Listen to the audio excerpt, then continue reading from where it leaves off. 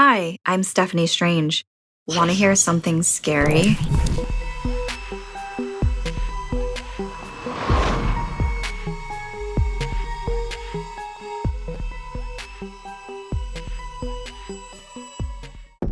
When they were 13, Nikki and Annalise were inseparable. What made the two best friends so close was their insatiable curiosity for everything strange and spooky.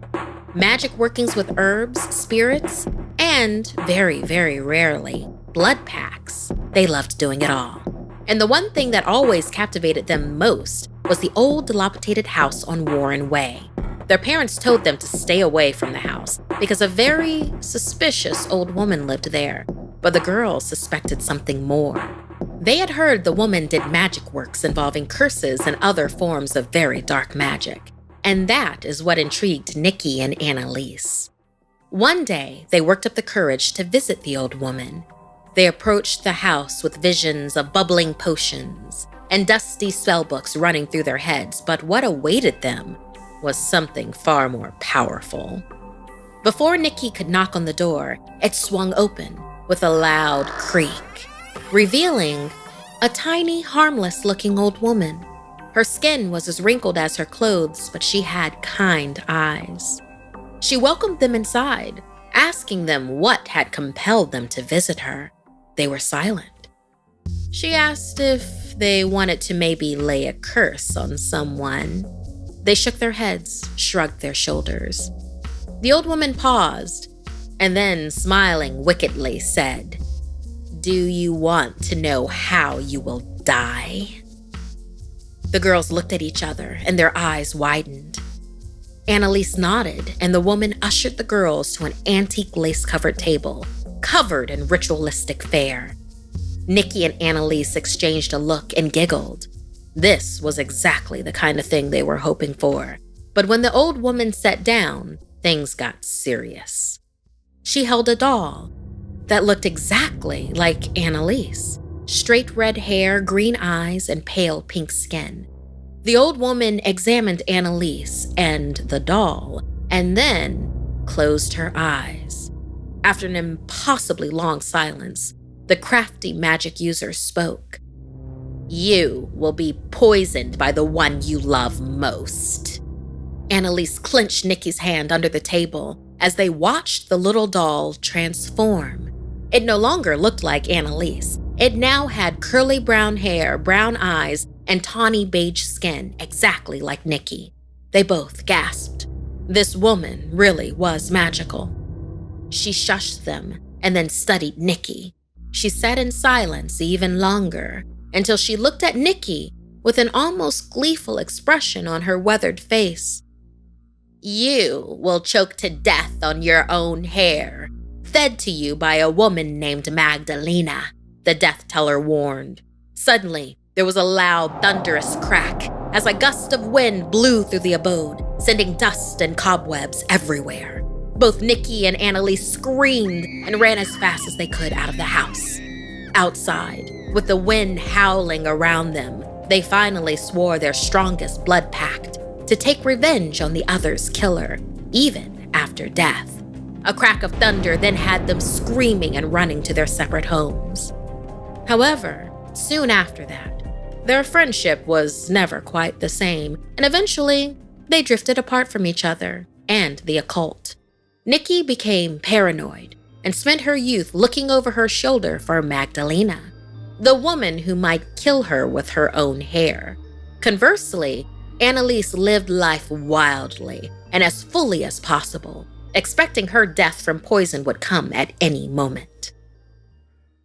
A decade later, when Nikki was 23, she heard that Annalise married a beautiful fellow co-ed she'd met in college. But shortly after the wedding, Annalise died suddenly, a tragic accidental poisoning. The death teller's prediction had come true. Nikki decided to fly home to visit Annalise's family. She felt guilty that she'd grown apart from her best friend all those years ago, and honestly, more than a little part of her hoped she could figure out a way to avoid the horrific death promised. As she drove through her old neighborhood, She passed through Warren Way to catch a glimpse of the death teller's old house. It was long gone, replaced with a small duplex. Nikki breathed a sigh of relief as she made her way to Annalise's family home. Before Nikki could knock on the door, it swung open on its own. Inside, the house was dark and dusty, as if no one lived there anymore. Nikki backed away until she saw a beautiful young woman coming down the stairway dressed in black funeral attire. It was Annalise's widow. The widow looked at her with kind eyes and said, "You must be Nikki. My name is Magdalena." Suddenly, the widow's skin wrinkled and her hair turned fully gray as she cackled. No longer a grief-stricken young lady, she became the wicked old curse wielder from Warren Way. Nikki turned to run, but it was too late. Magdalena pinned her against the wall with unnerving strength powered by dark magics.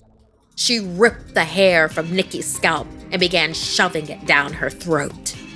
As Nikki choked to death, old Magdalena smiled. The curse she had placed on both girls a decade ago was complete. Tonight, she would do a ritual with the flesh from both dead bodies and add 100 years to her own long life.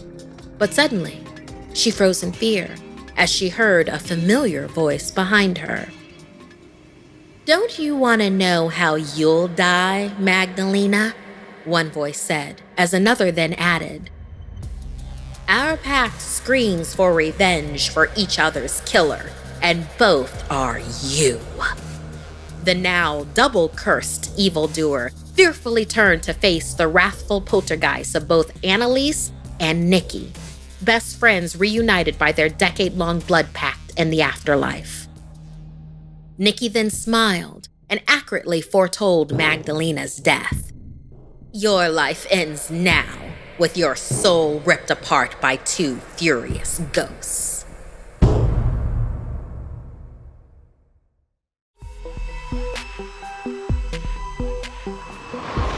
My name is Lawrence. I was 13 years old at the time. My mom and I were on a trip to my hometown in India, visiting some family.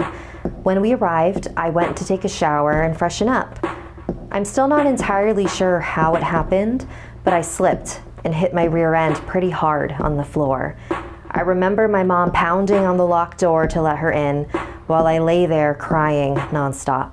After I calmed down a bit and let her in, I remember her examining the floor and being really confused.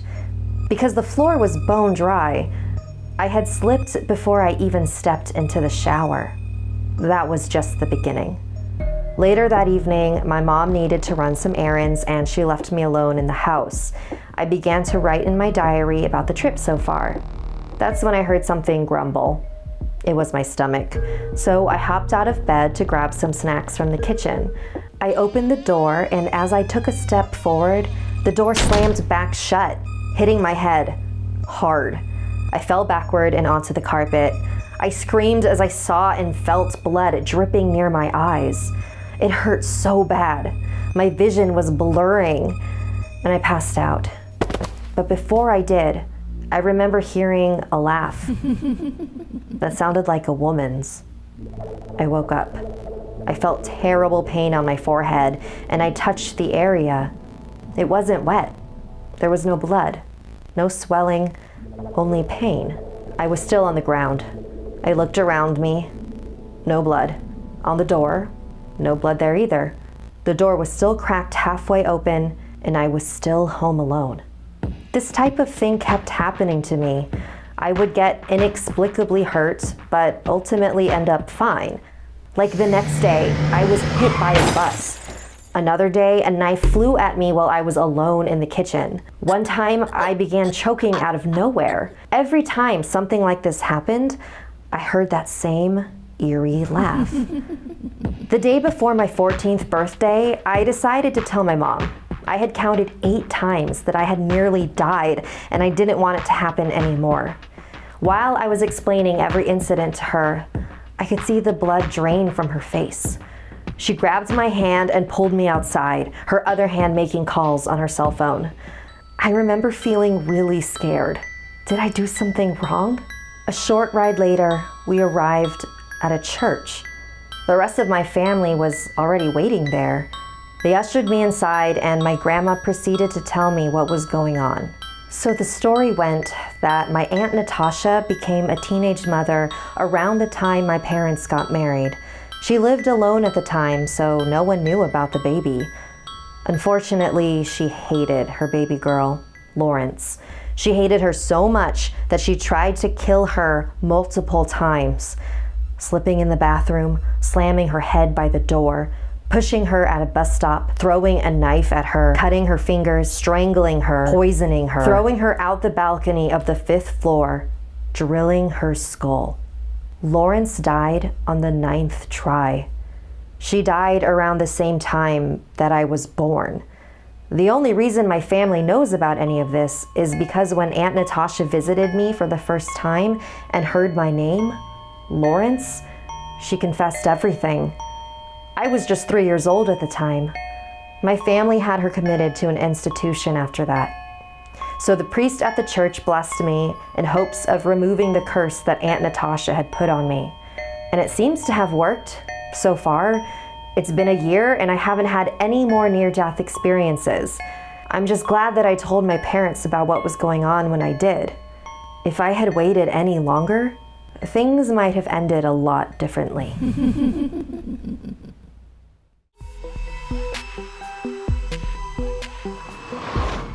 Poe originally opens his story with this. The Red Death had long devastated the country. Blood was its avatar and its seal, the madness and the horror of blood. The Red Death is what it was called. It was a mysterious disease that consumed victims quickly with sharp pains, dizziness, and profuse bleeding from every orifice and pore on the body. Faces stained red in the clutches of death would reach out, but doing so would latch onto death's next victim. Ways to outrun it were growing scarce. Prospero's sanctuary was a retreat in a ranch estate. It boasted that it lay far from the Red Death that was spreading. For the right price and/or amount of followers, those who held high positions, who held old money, are influenced and entertained could qualify for the luxurious commune. But only those who were sure through thorough testing they didn't carry the Red Death could enter, or were rich enough to where the testers would look the other way. After all, people like that surely couldn't catch what the common folk had.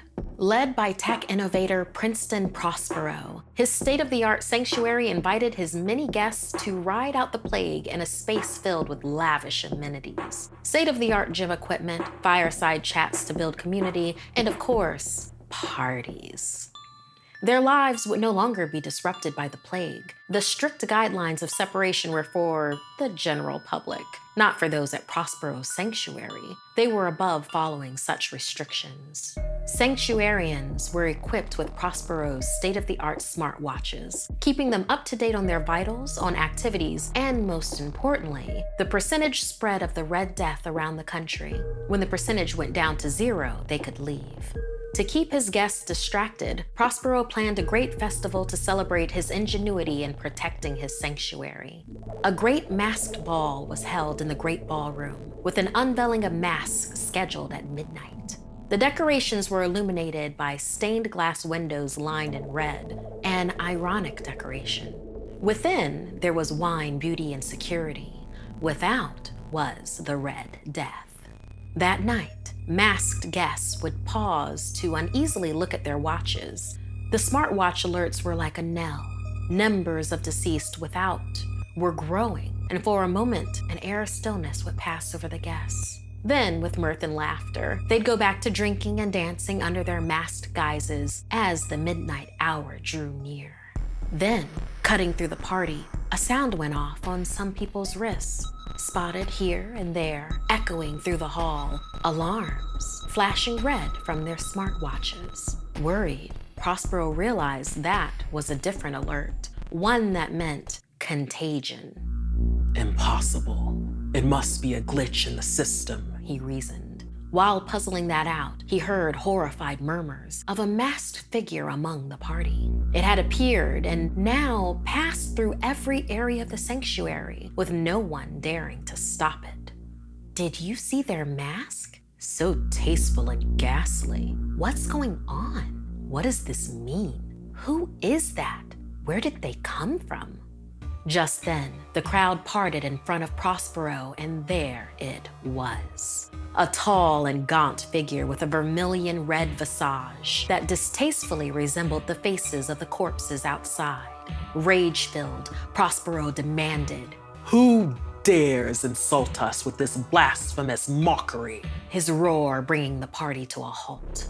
Head to toe in scarlet, the figure moved forward. Horrified, people backed away, more and more of their wrists sounding and flashing red. Those that wrists had sounded off first were now stricken with dizziness and had begun to bleed from their faces. Screams sounded as more wrist alarms went off and people scattered. Prospero waved his master control, sealing doors tightly in the sanctuary. Glass panes on doors were marked by bloody hands, screaming for escape as they succumbed to the disease that one or more of them had invited inside with them, thereby infecting all the rest.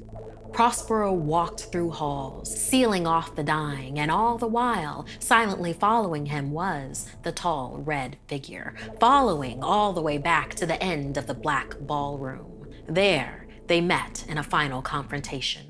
As his smartwatch rang out the hour of midnight, the failed genius leaped forward, ripping his mask off. And as Prospero too was stricken, and his vision filled with the red of his own blood, he gaped at the visage of the pestilent entity. With a cry, Prospero realized they had done this to themselves. No amount of money put one above the Red Death. His own hubris had called it quickly to him, and to the many that had smugly followed him. The world outside would continue to heed the warnings, staying away and in small groups. With lesser means, yes, but they would outlast it. While he, in his glorified, decimated Eden, then dropped dead. Thanks so much for listening. Like and share if this video gave you the chills. And don't forget to subscribe and turn on the bell for notifications. See you next time.